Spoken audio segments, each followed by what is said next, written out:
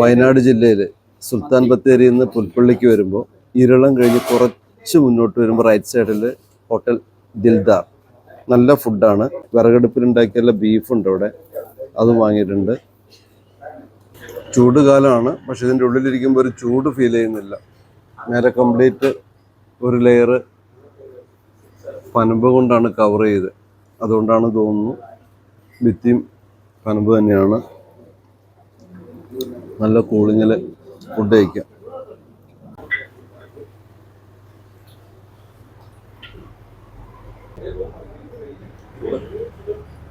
ചൂട, പച്ചമോരുണ്ട്,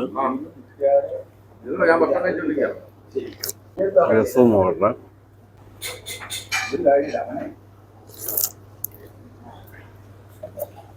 സൂപ്പർ.